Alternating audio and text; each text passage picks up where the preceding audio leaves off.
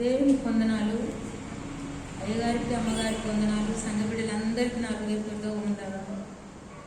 మరి దేవుడు చేసిన మేలు ఏంటంటే, కొన్ని రోజుల కింద అయ్యగారు ఏం చెప్పిండు, ఉపవాసం ప్రార్థన పెడతా 14 తారీఖు నాడని చెప్పిండు.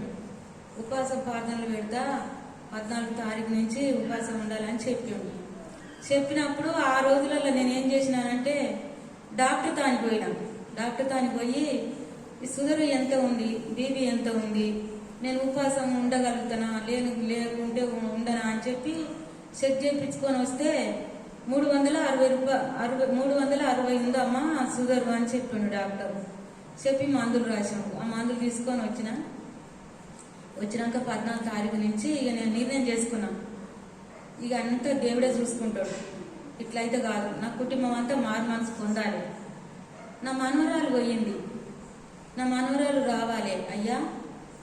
3 పిల్లలు ఆ పిల్లకు, మరి 3 పిల్లలు ఇడిచిపెట్టిపోయింది, ఆ బిడ్డ రావాలి, నీ అద్భుతాలు నేను చూడాలి.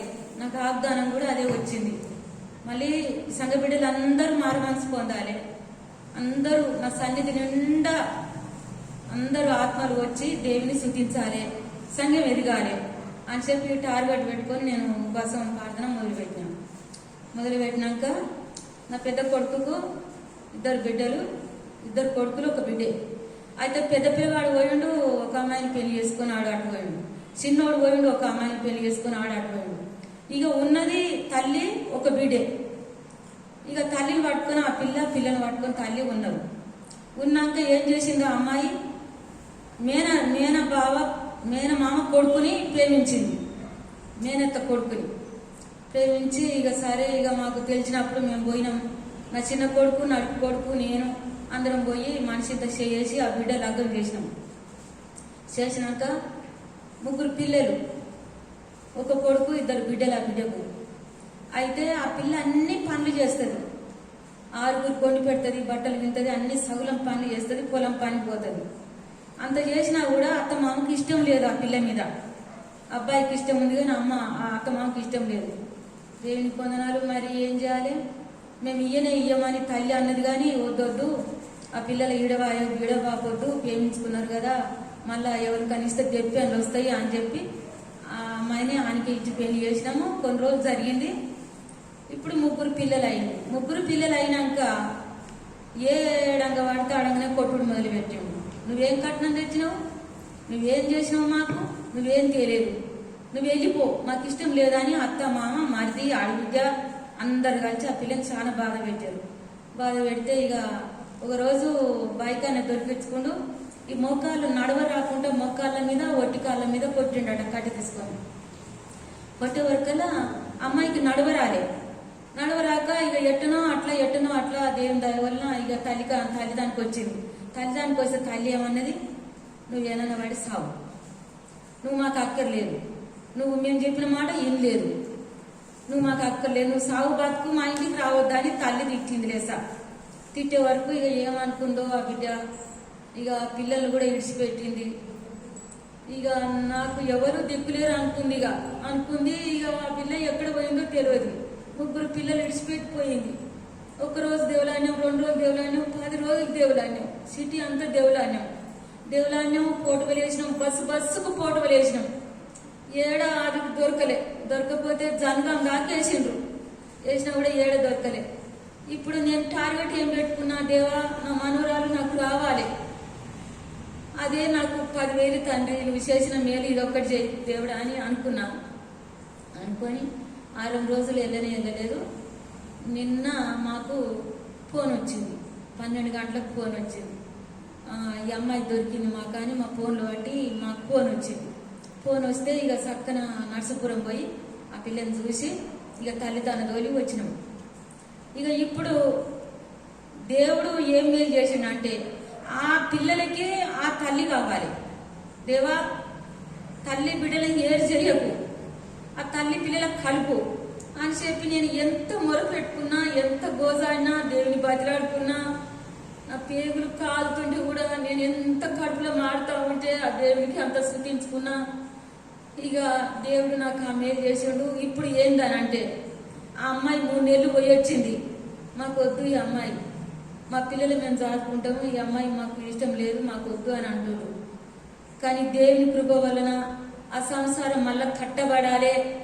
నా దేవుడు నాకు ఇది మంచి మేలు చేసిండు, మనవరాలు వచ్చింది. అది ఏది ఎసుంటిదన్నా కానీ, అది బీదరాలు కానీ, అది ఎసుంటిదన్నా కానీ, నా మనవరాలు నాకు వచ్చింది. అదే 10,000 దేవుడు వందనాలు చెల్లించుకుంటున్నా. దేవుడి చిన్న సాక్ష్యం చూపించిన కాక నా మనవరాలు అయితే నాకు వచ్చింది. మీరందరూ కూడా ప్రార్థన చేయాలి, ఆ కుటుంబం కట్టాలి, మళ్ళా ఆ బిడ్డ సంసారం ఆ బిడ్డకు కావాలి. దేవుడి చిన్న సాక్ష్యం దీవించింది. స్తోత్రం. హల్లెలూయా. గట్టి చెప్దామా? అంతేనా? దేవుడు మన ఉపవాస ప్రార్థనలో చేసినటువంటి మొట్టమొదటి అద్భుతం. ఉపవాస ప్రార్థనలు ప్రకటించిన తర్వాత వచ్చి మొట్టమొదటిగా అయ్యా మంచి పని చేశావు, ఎప్పటి నుంచో ఎదురు చూస్తున్నా, మంచి పని చేశావు అని చెప్పిన మొట్టమొదటి వ్యక్తి నరసమ్మ. ప్రతిరోజు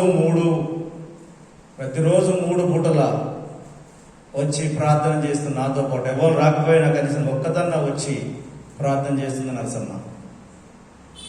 రోజు ఒక పూట తిని, షుగర్ వద్దంటే మొత్తం నాగలాగుంటారన్నది వద్దని చెప్తే రోజుకు ఒకటే పూట తిని ఉపవాసం ఉంటుంది నరసమ్మ. మిగతా వారి సంగతి నాకు తెలియదు, నాకు తెలిసేదే ఆమె. శనివారం రోజే వాళ్ళ మనవరాలు ప్రస్తావన వచ్చింది, అయ్యా మా మనవరాలు ఇక్కడ రాలేదయ్యా అన్నది. శనివారం మధ్యాహ్నం మేము కలిసి ప్రార్థన చేసినాం. మా దేవుడు సహాయం చేస్తారు, ప్రార్థన చేస్తాంలే అమ్మా. ఆదివారం మధ్యాహ్నం 24 గంటల్లో, ఆదివారం మధ్యాహ్నం 3 నెలల నుంచి ఇంటి నుంచి వెళ్ళిపోయిన పాప అంటే చిన్నదే కదా, 3 బిడ్డల తల్లి, 3 నెలల తర్వాత తిరిగి వచ్చింది. దేవునికి స్తోత్రం. హల్లెలూయా. ప్రార్థన యొక్క ఫలితం. దేవుని సన్నిధిలో మనం ప్రార్థనలో గడిపితే, దేవుని సన్నిధిలో ప్రార్థన చేస్తే మన సమయము వృధా కాదు. వ్యర్థమైనటువంటి వాటి దగ్గర, అనవసరమైన వాటి దగ్గర గడపడానికి కంటే, ఎక్కడట భక్తిహీనుల గుడారములు గడపట కంటే నీ మందిర ఆవరణములో నివసించుట మేలు. ఎక్కడ గడుపుతున్నాం మరి మనం? మేము భక్తిహీనులు ఇంటారు లేదయ్యా, మా ఇంట్లోనే ఉన్నామనుకుంటాం.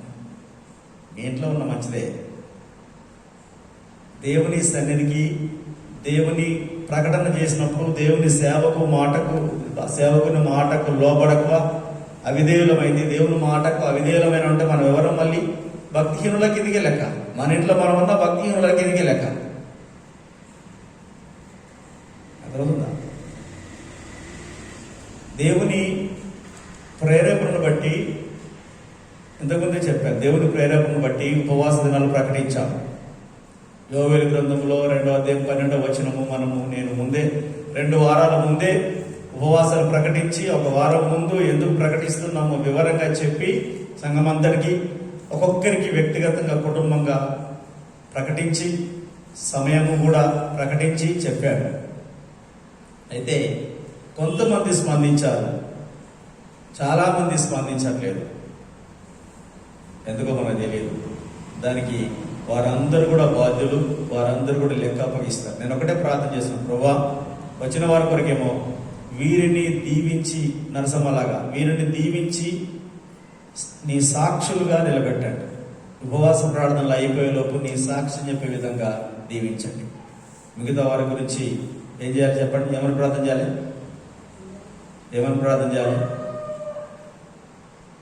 ప్రభువా వారిని నీ చేతకు అప్పగిస్తున్నాను, గంతే, ఏం లేదు, మీ చేతికి అప్పగిస్తున్నాను, మీరే వారికి జ్ఞానం దయచేయండి, బుద్ధి చెప్పండి అని చెప్తున్నాను. ఓకే, ఒక మాట బైబిల్ గ్రంథంలోంచి ఒక మాట చెప్తాను. లూకాసు వార్త 10వ అధ్యాయం 16వ వచనం. లూకాసు వార్త 10వ అధ్యాయం 16వ వచనం చూడండి. మీ మాట వినువాడు నా మాట వినును, మిమ్మును నిరాకరించువాడు నన్ను నిరాకరించు, నన్ను నిరాకరించువాడు నన్ను పంపిన వానిని నిరాకరించు. తన శిష్యులతో యేసు ప్రభు చెప్తున్నాడు, సేవకు పంపుతూ అంటున్నాడు, మీరు వెళ్ళండి, మీరు వెళ్ళి నా మాటలు చెప్పండి. మీ మాట విన్నవాడు నా మాట విను. ఎవరి మాట విన్నట్టుగా? దేవుని మాట. దేవుని మాట విన్నట్టుగా. చెప్పండి. సేవకుని మాట విన్నవారు ఎవరి మాట విన్నట్టుగా అంట? దేవుని మాట. దేవుని మాట విన్నట్టుగా. యేసుప్రభు చెప్తున్నటువంటి మాట, మీ మాట విన్నవాడు నా మాట విన్నట్టు, నా మాట విన్నవాడు నన్ను పంపిన తండ్రి అయిన దేవుని మాట విన్నవాడు. దేవుని సేవకుని ద్వారా దేవుడు మాట్లాడినప్పుడు ఏం చేయాలి? సంఘం ఏం చేయాలి? వినాలి. దీవించబడాలంటే వినాలి, ఆశీర్వదించబడాలంటే వినాలి, లోబడాలి. అందుకే దేవుడు మీ మాట వింటే నా మాట విన్నట్టే, మీ మాట వినకపోతే నా మాట కూడా విన్నట్టే. దేవుని మాట వినటువంటి జనాంగానికి, దేవుని మాట లెక్క చేయనటువంటి జనాంగానికి వచ్చినటువంటి శిక్ష బైబిల్ గ్రంథంలో మనం చూస్తున్నాం. కొన్ని నేను మీకు ఆల్రెడీ తెలియజేశాను. దేవుని బిడ్డలారా, దేవుని మాట వినే బిడ్డలంగా మనం ఉంటే దీవించబడతాం. లేకపోతే నేను చెప్పాల్సిన అవసరం లేదు, అనుభవిస్తారు. చూడండి, అదే మత్తయి సువార్త 10:40 దేవుని మాట వినువాడు నా మాట విను, మీ మాట వినువాడు నా మాట విను, మిమ్మల్ని చేర్చుకున్నవాడు నన్ను చేర్చుకున్నవాడు అండి. మిమ్మల్ని చేర్చుకున్నవాడు దేవుని సేవకుని మాటను లెక్క చేయనటువంటి వ్యక్తులు. గుర్తుపెట్టుకోవాలి. దేవుని సేవకుని చేర్చుకుంటే దేవుణ్ణి చేర్చుకున్నట్టు. ఎందుకంటే దేవుడు వారికి చెప్పాడు, మీరు వెళ్ళిన చోట ఆ గృహానికి సమాధానం ప్రకటించుడి అని చెప్పాడు. ఏం చెప్పాడు? మీరు వెళ్ళి ఆ కుటుంబానికి సమాధానం ప్రకటించుడి. మీరు ప్రకటిస్తే నేను వారికి సమాధానం ఇస్తానని చెప్పాడు. సేవకుడు వచ్చేది ఆశీర్వదించడానికే. ఒకవేళ వారు మిమ్మల్ని చేర్చుకుంటే మీ సమాధానం వారికి వర్తిస్తుంది. ఒకవేళ వారు మిమ్మల్ని వద్దంటే, చేర్చుకోకపోతే, ఆహ్వానించకపోయినా లేకపోతే చేర్చుకోకపోయినా సమాధానం మళ్ళీ తిరిగి వెనక్కి వస్తుంది. ఇంట్లో సమాధానం లేకపోతే ఏముంటుందో ఒకసారి ఆలోచించండి. దేవుని సేవకుని మాటను నిర్లక్ష్యం చేస్తే దేవుని బిడ్డలారా కష్టాలు ఎక్కువైతే కష్టాల పాలవుతారు. తర్వాత నేను కాదు కదా, ఎవ్వరు మిమ్మల్ని కాపాడలేరు దేవుని మాట నిర్లక్ష్యం చేస్తే. ఎందుకంటే మనం దేవునికే విరోధంగా పనిచేస్తున్నాం. దేవుడే మనల్ని కొట్టినప్పుడు మనల్ని కాపాడేవారు ఎవరికా? వేరే ఎవరైనా కొడితే దేవుని దగ్గరికి వెళ్తాం. దేవుడే కొడితే ఎక్కడికి పరిగెత్తినా మనకేం సుఖం ఉండదు. అర్థమైందా? కనుక దేవుని బిడ్డలారా, దేవుని మాట వినే వారంగా ఉండాలి. దేవుని మాట వినే వారంగా ఉండాలి. దేవుని మాటకు అవిధేయులైతే, చూడండి, అన్య సభ్యులు ఉన్నారు. అపొస్తలుల కార్యముల గ్రంథంలో 5వ అధ్యాయంలో 4వ వచనం చదవండి. అననీయ సభ్యులు ఉన్నారు. అందరూ దేవుని మాట విన్నారు. మీరు వెళ్ళి మీ ఆస్తినంతా తీసుకొని అపొస్తలుల పాదాల దగ్గర పెట్టుకుంటే అందరూ తమ ఆస్తులు అమ్ముకొని తీసుకొచ్చి లోబడి, ఇక్కడ ఆస్తుల గురించి చెప్పట్లేదు, మీ ఆస్తులు తెమ్మని నేను చెప్పలేదు, అందరూ లోబడ్డారు. కానీ ఒక్క భార్యాభర్తలు మాత్రం లోబడలేదు. వాళ్ళు ఏం చేస్తున్నా? కపటోపాయం చేత, ఒకటే భార్యాభర్త, కపటోపాయం చేత వారు ఆస్తి నమ్మి కొంత దాచుకొని కొంత తీసుకొచ్చి పేతురు దగ్గర ఆయన భర్త తీసుకొచ్చి పెట్టాడు. ఏమయ్యా ఇంతకే అమ్మేమా అంటే, ఇంతకేనయ్యా అన్నాడు. అర్థమైందా? ఏమైంది? అక్కడే పడి చచ్చిపోయాడు. భార్య వచ్చింది,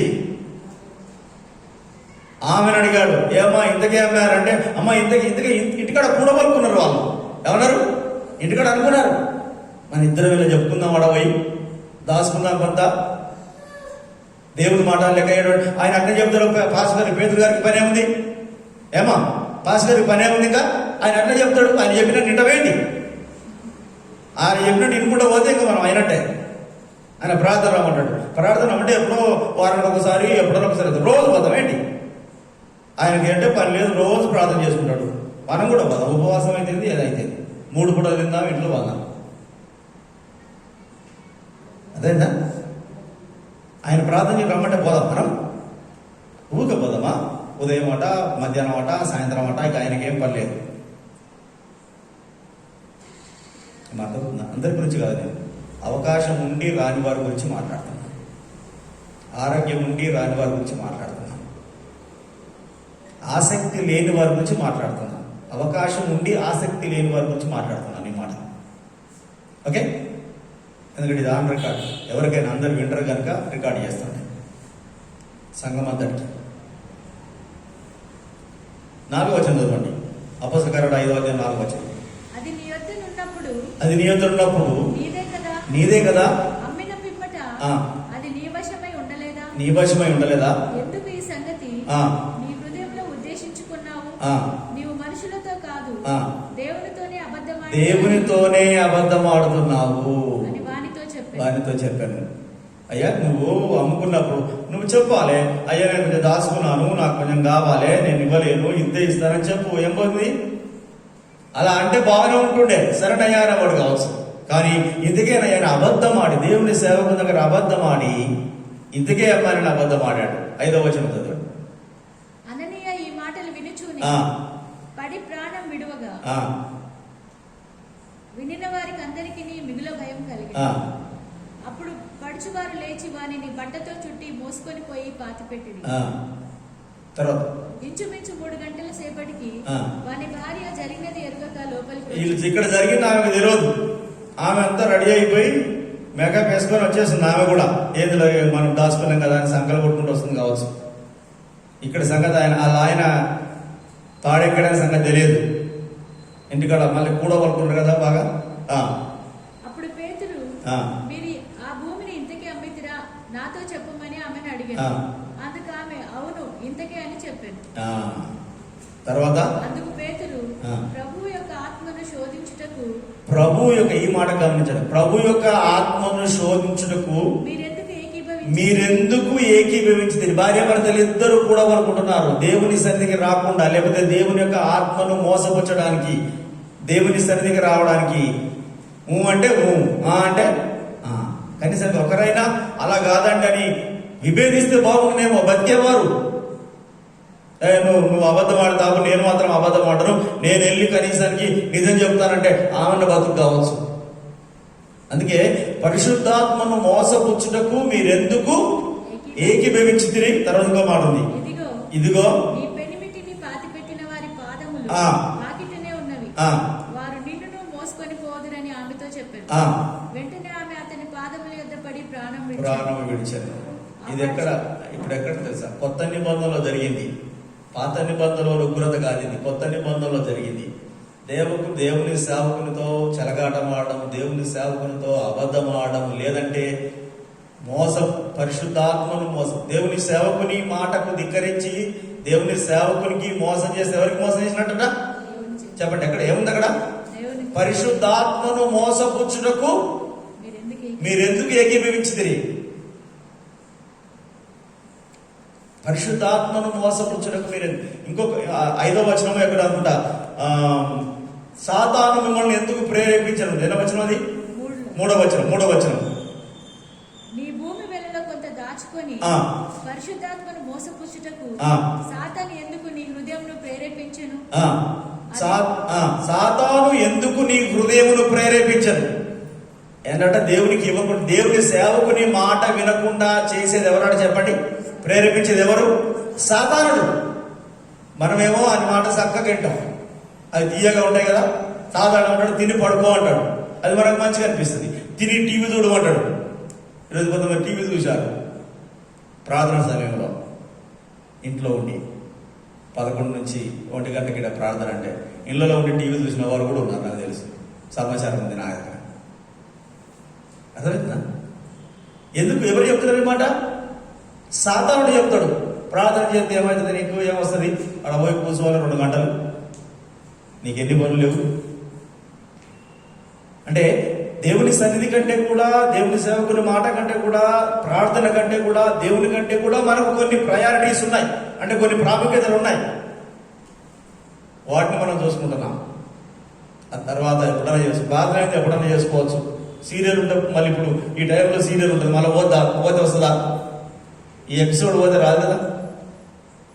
ఈ బుడ మనం తింటాం కదా, మళ్ళీ ఈ తిండి వస్తుంది, దొరుకుతుందా? అమ్మా ప్రార్థన అంటే ఎప్పుడైనా చేసుకోవచ్చు. అటుపోతుంది, చర్చ్ అటుపోతుంది, అయ్యగారు అటుపోతుంది. అర్థమవుతుందా? నా మాట్లాడుతున్నాయా?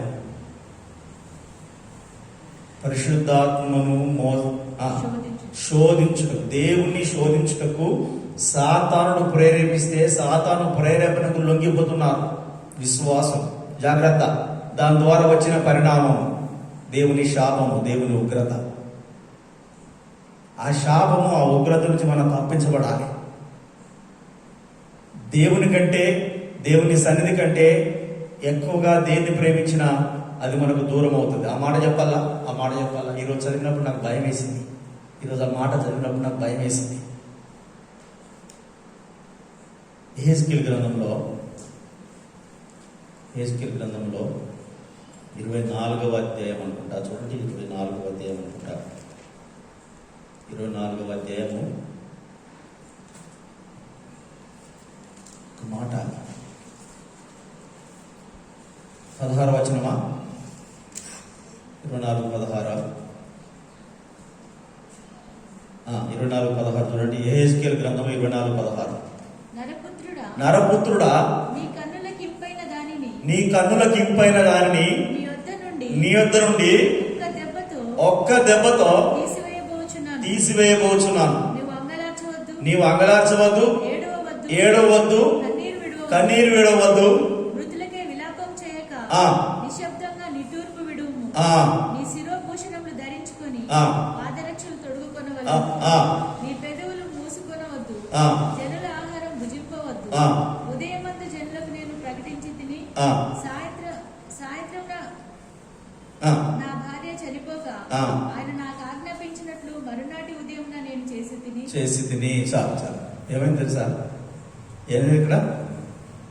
ఏమైంది? ఒక్కటే దెబ్బతో కొడతాను నేను. నీ కన్నులకు ఏదైతే ఇంపైందో, నేను కాక నువ్వు ఇంకా దేని మీద మనసు పెడుతున్నావో, నన్ను కాదని నువ్వు దేన్ని కోరుకుంటున్నావో, అది దాన్ని ఒక్కటే దెబ్బతో తీసేస్తాను. ఎవరిని తీసేసాడు తెలుసా? సొంత భార్యను చంపేసేసాడు.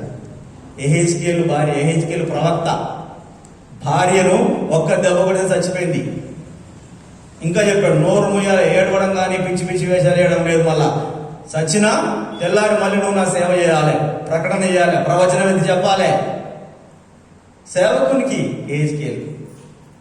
మరి ఆమె ఎందుకు ఆయనకు ఆటంకంగా ఉందో, ఎందుకు ఆమెను మరి ఆమె మాట ఆయనను సేవ చేయనిద్దలేదో, ప్రవచనం పరిచయం వెల్లడిస్తలేదో, లేకపోతే పొద్దుగోగల ఆమెతోనే అందంగా ఉందేమో, ఆమెతోనే గడుపుతుండేమో దేవుని సేవ అనేసి మనకు తెలియదు, అక్కడ విషయం తెలియదు. కానీ నీ కన్నులకు ఇంపైన దాన్ని నేను ఒక దెబ్బతో కొట్టేసేస్తాను. అంటే నాకంటే ఎక్కువ దేన్నైనా ప్రేమిస్తున్నావేమో, జాగ్రత్త అని హెచ్చరిక. భయం వేసింది.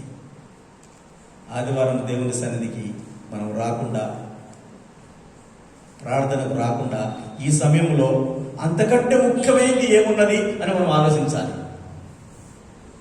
కొంతమందికి ఉద్యోగం అత్యవసరం, పర్వాలేదు.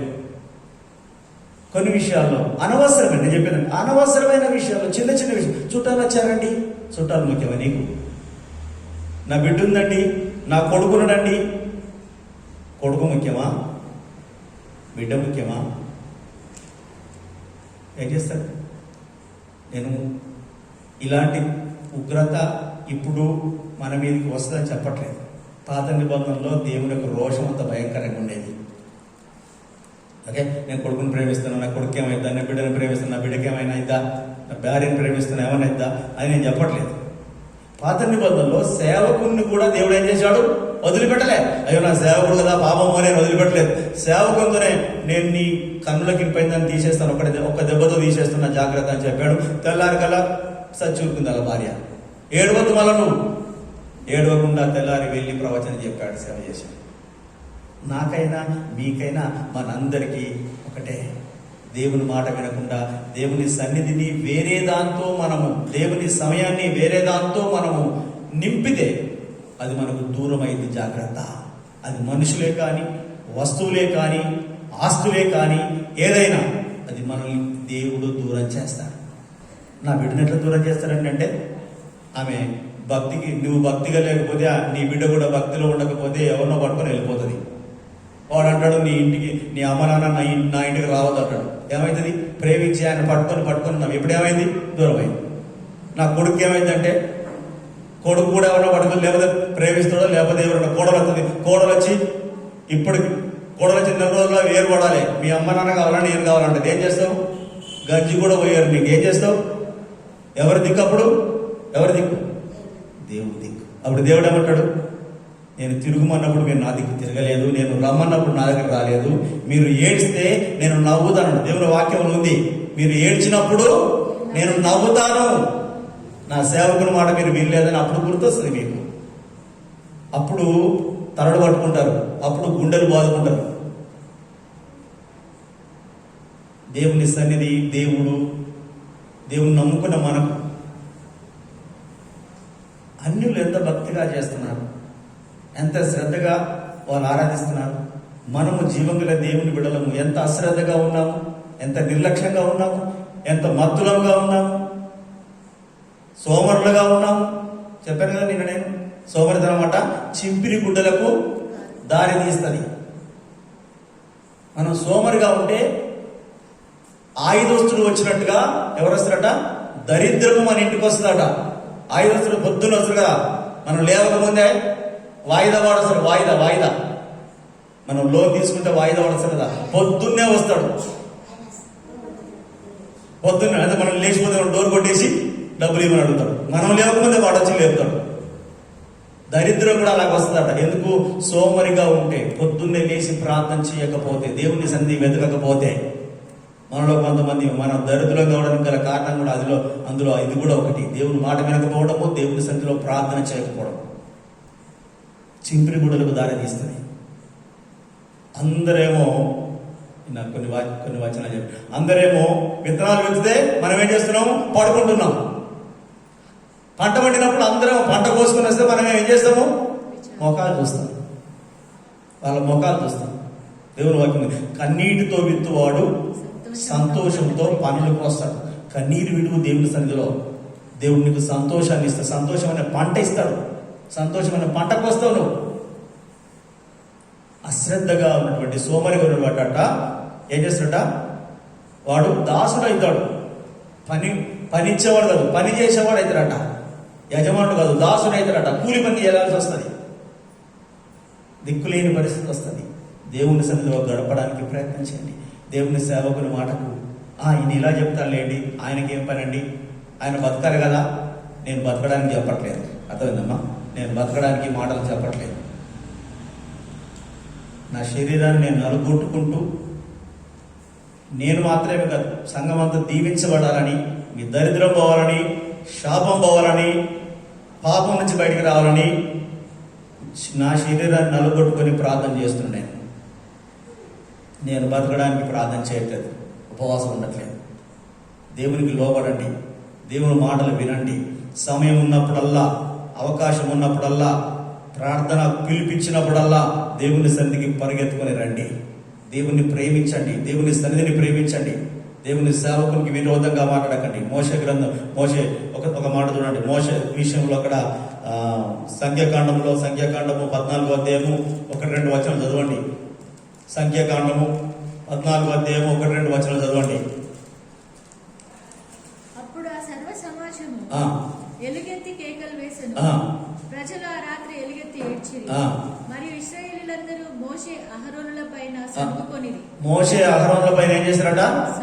సణుగుకొని. ఏంటి ఊరికే ప్రార్థన అంటే ఏమో పొదుగుల ప్రార్థన అంటుండే అజయమంటున్నాడు, ఈ చేయమంటున్నాడు. ఏం చేస్తున్నారు వాళ్ళు? అది వేరే సందర్భం అనుకో. వారి మీద, సేవకుల మీద సనుక్కున్నారు. ఇంటికాడ కూర్చొని సనుక్కున్నారు.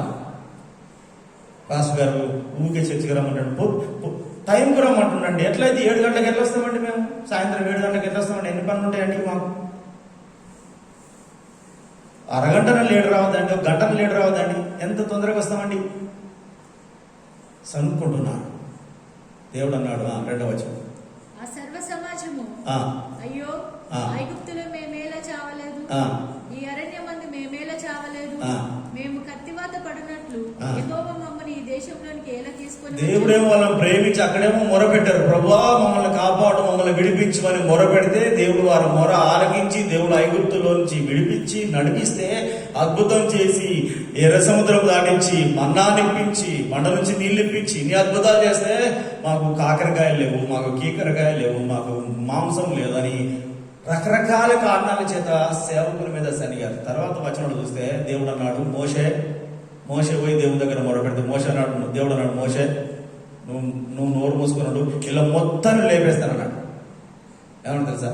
ఇలా మొత్తాన్ని నాశనం చేస్తాడు. చూడు, ఆ వచనంలో చూడు, అక్కడ కిందికి ఉంటుంది. ఇలా మొత్తాన్ని తీసేసి నీ కడుపును, నీ జనాంగాన్ని నేను గొప్ప చేస్తాను, నీకు పుట్టిన వారిని నేను పెద్ద సంతానంగా చేస్తాను, మొత్తం లేపేస్తాను, నువ్వు నోరు మూసుకున్నావు వచ్చాడు. ఒక్క మాట నేను చెప్పింది విను, ఇలా మొత్తం లేకుండా చేస్తానని చెప్పాడు. ఉందా? అదే దేవుడు కిందికి 5-6 వచనాలు చూడండి. Right, okay. సో ఆ దేవుడు ఉంది. అయితే నేను మొత్తాన్ని నేను తీసేస్తా, వినండి, నేను మొత్తాన్ని చంపేసేస్తా, నాశనం చేసేస్తా, ఒక్కటే దెబ్బతో నాశనం చేస్తా. నీవు నీ సంతానాన్ని, అహరోను నీ సంతానాన్ని, మీ బిడ్డల్ని నేను గొప్ప జనంగా చేస్తాను అన్నాడు. మోషే అని తెలుసా? అయ్యా అంత పని చేయ, సంపద నన్ను చంపగాని అన్నాడు తెలుసా? అది వేరే, అది 11. యెహోవా ఎన్నాళ్ళ వరకు ఈ ప్రజలు నన్ను అలక్ష్యం చేయుదురు? ఏం చేస్తున్నాడు వీళ్ళు? అలక్ష్యం చేయుదురు. దేవుణ్ణి అలక్ష్యం చేస్తున్నారు, అశ్రద్ధ చేస్తున్నారు. దేవుణ్ణి ఎవరిని చేస్తున్నారు? సేవకుని కాదు, దేవుని అశ్రద్ధ చేస్తున్నారు, దేవుని సన్నిధిని అశ్రద్ధ చేస్తున్నారు. ఎన్నాళ్ళు నన్ను వీళ్ళు అశ్రద్ధ చేస్తారు? ఎన్నాళ్ళ వరకు నేను వారి మధ్యను చేసిన సూచక క్రియలన్నిటినీ చూచి నన్ను నమ్మక ఉందురు. ఇంకా నమ్మట్లేదు. దేవుడు వాళ్ళ కుటుంబాల్లో కార్యాలు చేశాడు, అద్భుతాలు చేశాడు, అయినా నిర్లక్ష్యమే, అయినా కృతజ్ఞత లేదు, అయినా దేవుడు నమ్మట్లేదు, అయినా దేవుని సన్నిధికి సరిగా రావట్లేదు. నేను ఎంతకాలం వీళ్ళను నేను వారికి స్వాస్థ్యం ఇయ్యక తెగులు చేత వారిని హతము చేసి ఈ జనము కంటే మహాబలం గల గొప్ప జనమును నీ వలన పుట్టిస్తాను. ఒక్క రోగం పంపిస్తాను, కరోనా లాంటిది, ఒక్కటి మొత్తం తుడిచిపెట్టకపోతుంది. నీకు కొత్తగా నీ వలన జనాంగం వస్తుంది. నువ్వు ఒక్క మాట నాకు అనుమతించు అన్నట్టుగా మోషే అడిగితే మోషే అన్నాడు, లేదయ్యా, లేదు, అలా కుదరదు అని. అలాగైతే ఐగుప్తీయులు దాని గురించి విందురు. వాళ్ళందరూ వింటారు. మీ దేవుడు తీసుకెళ్లి వీళ్ళని అక్కడ చంపేశాడని నీకు చెడ్డ పేరు వస్తుందయ్యా, అది వద్దయ్యా, అలా వద్దయ్యా అని చెప్పేసి దేవునికి అడ్డుపడి తర్వాత వేరే సందర్భంలో అవసరమైతే నా ప్రాణాన్ని జీవగ్రంథం నుంచి తీసుకెళ్ళని వీళ్ళను మాత్రము చేయొద్దని అడ్డుపడి మధ్యవర్తిగా నిలిచి ప్రార్థన చేశారు దేవుడు. కనుక దేవుణ్ణి ఏం చేస్తున్నారు వీళ్ళు? అలక్ష్యం చేస్తున్నారు, దేవుని నిర్లక్ష్యం చేస్తున్నారు. దేవుని సేవకుని మాటను నిర్లక్ష్యం చేస్తే ఈ సందర్భాలన్నీ మనం చూసాం. దేవుని కంటే దేన్నైనా ఎక్కువ ప్రేమిస్తే దేవుడు ఏం చేస్తాడ? ఒకటే దెబ్బ గుర్తుపెట్టుకోండి. దేవుని సన్నిధిలో మనం గడపాల్సిన సమయంలో మనం ఎక్కడ గడుపుతున్నాం, ఏం చేస్తుంది? ఒకటే దెబ్బ. ఎవరిని ప్రేమిస్తున్నాం దేవుని కంటే ఎక్కువ? ఎవరి కొరకు దేవుని సన్నిధికి మనం మానేస్తున్నాం? దేని కొరకు దేవుని సన్నిధికి మనం దూరం అవుతున్నాం? దేని మీద శ్రద్ధ పెడుతున్నాం? దేన్ని ఎక్కువగా ప్రేమిస్తున్నాం? డబ్బు ఏమైందట? డబ్బు నీకు దూరం అయింది అంటున్నాడు. అది రెక్కలు కట్టుకొని ఎగిరిపోద్దట. రెక్కలు కట్టుకొని మనమేమో దాని వెనుక పడతాం, అదేమో రెక్కలు కట్టుకొని ఎగిరిపోద్దట. పిట్ట ఎగిరిపోయినట్టుగా, పక్షి రాజు ఎగిరిపోయినట్టుగా అది ఎగిరిపోద్దట.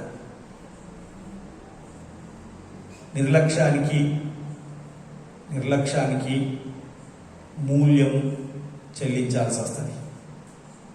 వేదనతో ఈ మాటలు చెప్తున్నాను. దేవుని కోపము, దేవుని ఉగ్రత రాకముందే పశ్చాత్తాపడి దేవుని సన్నిధికి వచ్చి దేవుని సన్నిధిలో మొరపెట్టండి.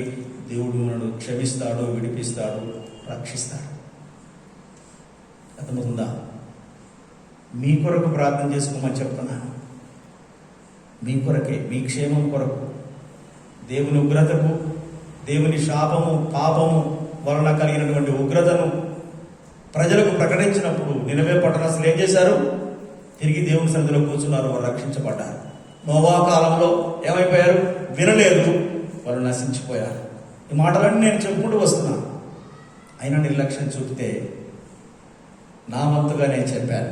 నా మాటలు, దేవుడు నాకు ఇచ్చినటువంటి మాటలు నేను చెప్పాను. తర్వాత పరిణామాలకు ఎవరికి వారే బాధ్యులు.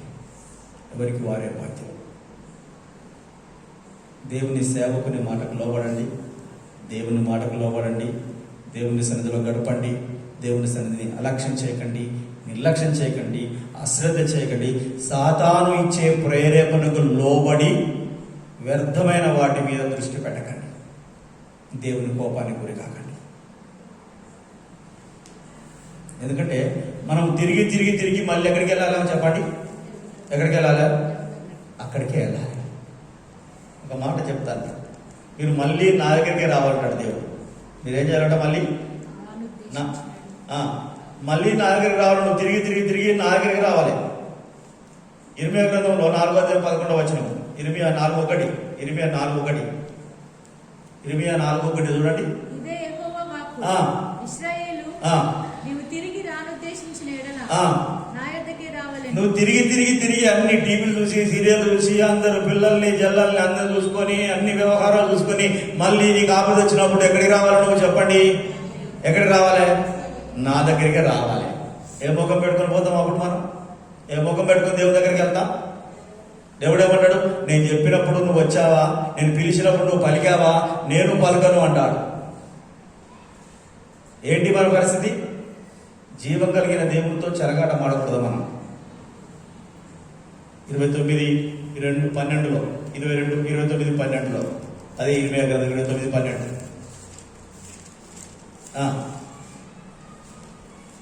యెహోవా ఈ ఆజ్ఞ ఇచ్చుచున్నాడు, బబులోను రాజ్యమునకు 70 సంవత్సరములు గతించిన తరువాతనే మిమ్మల్ని గూర్చి నేను పలికిన శుభవార్త నెరవేర్చి ఈ స్థలమున. ఇర్మియా 29:2 ఇర్మియా 29:2 కలిసింది. రాజైన యెకన్య తల్లియగు రాణియు రాజ పరివారమును యూదాలోను యెరూషలేములోనున్న అధిపతులను శిల్పకారులను కంసాలులను యెరూషలేమును విడిచి వెళ్ళిన తరువాత ప్రవక్త అయిన ఇర్మియా పత్రికలో లిఖించి యూదా రాజైన సిద్కియా బబులోనులోనున్న బబులోను రాజైన నెబుకద్నెజరు వద్దకు పంపిన. అది కాదు. ఇంకొక మాట చూడండి. హోషేయ గ్రంథంలో